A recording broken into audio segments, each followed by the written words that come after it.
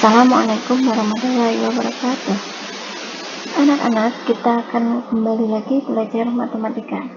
Sebelum kita mulai belajar, mari kita awali pembelajaran dengan membaca basmalah.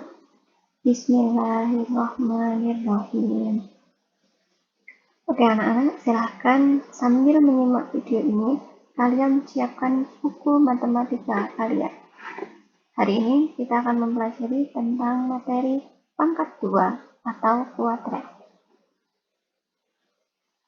Yang pertama, kita ketahui dulu pengertian dari pangkat 2. Pangkat 2 disebut juga dengan kuadrat. Kuadrat atau pangkat 2 itu adalah perkalian dua bilangan yang sama. Dua bilangan yang sama.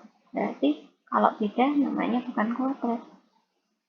Nah, hasil dari perkalian dua bilangan atau hasil dari pangkat 2 itu disebut dengan bilangan kuadrat. Kalau perkalian duanya disebut kuadrat toh, kalau hasilnya disebut dengan bilangan kuadrat. Contohnya, misal di sini ada tulisan P kuadrat, itu artinya adalah P kali P. P kuadrat. Ini bacanya P kuadrat atau P pangkat 2. Contoh, ada 6 kuadrat. Berarti 6 kuadrat itu artinya adalah 6 kali 6. Nah, berapa hasil dari 6 kali 6? 6 kali 6 hasilnya adalah 36. Kalau kalian nulis 6 kuadrat tapi kalian nulisnya 6 kali 7, otomatis salah ya. 6 kuadrat. Bacanya 6 kuadrat atau 6 pangkat 2 ya. Nah, hasil dari 6 kuadrat 36 ini disebut dengan bilangan kuadrat. Kalau ini 6 kuadrat, kalau ini bilangan kuadrat. Ini sangat penting, silahkan dicatat dan dihafalkan. Apa yang harus dihafalkan? Ini adalah bilangan kuadrat 1 sampai 10. Artinya 1 kali 1 hasilnya 1. 2 kali 2 hasilnya 4. 3 kali 3 hasilnya 9. Dan seterusnya sampai 10. 10 kali 10 hasilnya 100. Silakan anak-anak hafalkan. Sebelum dihafalkan, dicatat dulu di buku tulis matematika kalian. Sudah? Jika sudah, kita akan belajar operasi hitung kuadrat. Yang perlu kalian ketahui, operasi hitung kuadrat itu, cara mengerjakannya adalah sama dengan operasi bilangan cacah. Jika ada bilangan kuadrat dalam kurung, maka bilangan tersebut yang harus dikerjakan terlebih dahulu. Atau, jika dalam suatu operasi hitung itu ada perkalian dan pembagian, kemudian di belakangnya ada pengurangan, yang harus dikerjakan adalah perkalian dan pembagian dulu. Sama ya, seperti operasi hitung biasa. Misal, di sini ada contoh. Dalam kurung 6 ditambah 3 kuadrat dikurangi 7 kuadrat. Maka yang harus kalian kerjakan 6 tambah 3 dulu, operasi yang dalam kurung. Nah, 6 tambah 3 hasilnya 9, baru dikuadratkan karena kuadratnya ada di luar kurung. Berarti 9 kuadrat dikurangi 7 kuadrat. 9 kuadrat hasilnya 81, 7 kuadrat hasilnya 49, dikurangi jadinya 32.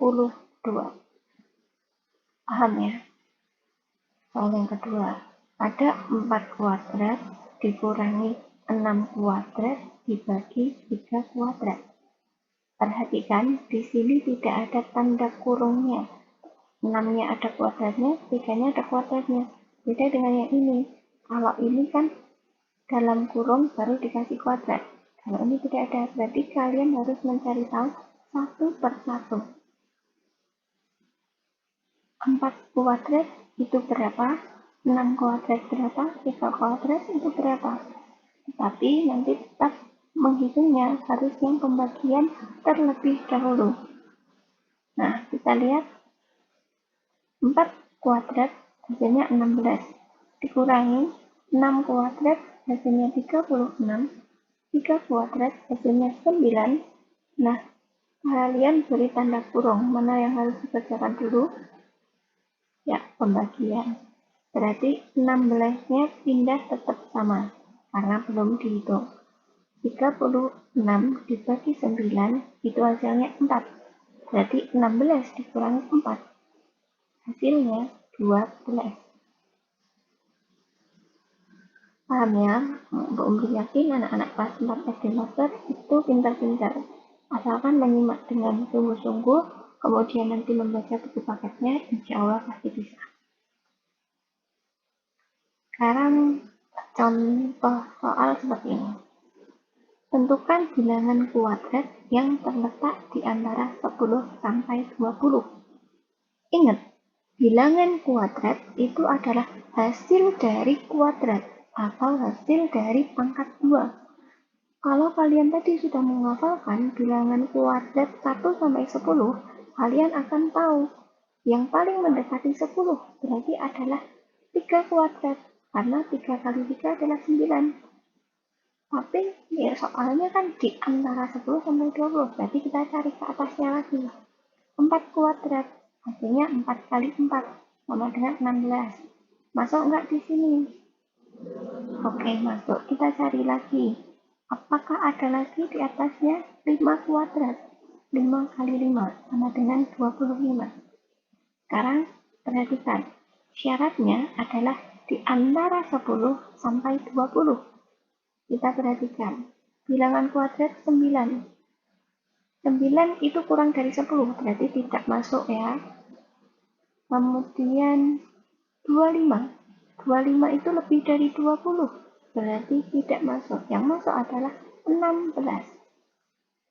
Jadi, bilangan kuadrat antara 10 sampai 20 adalah 16. Paham ya? Kalian harus tahu syaratnya. Syaratnya di sini 10 sampai 20. Berarti kalau kurang dari 10 tidak, atau lebih dari 20 juga tidak. Berarti yang ada di tengah-tengahnya. Paham ya? Supaya kalian lebih paham, silakan kerjakan pelatihan soal yang ada di buku ESPS kalian. Silakan dibuka latihan 6, halaman 45. Kerjakan di buku tulis lengkap dengan cara penyelesaiannya atau cara mengerjakannya, supaya Bu Umri tahu siapa yang sudah benar-benar paham dan siapa yang belum paham. Oke? Alhamdulillah, pembahasan tentang pangkat 2 atau kuadrat kali ini sudah selesai. Berharap kalian tetap semangat, terus belajar, dan jaga kesehatan ya. Ingat, hasil tidak akan mengkhianati usaha. Jadi silahkan berusaha dengan semaksimal mungkin supaya kalian bisa menjadi anak-anak yang pintar dan soleh-solehah. Terima kasih sudah menyimak video Bu Umri sampai selesai. Jangan lupa yang belum subscribe dulu ya. Silahkan like dan share jika video ini bermanfaat. Sekian dan terima kasih. Bu Umri tutup. Wassalamualaikum warahmatullahi wabarakatuh.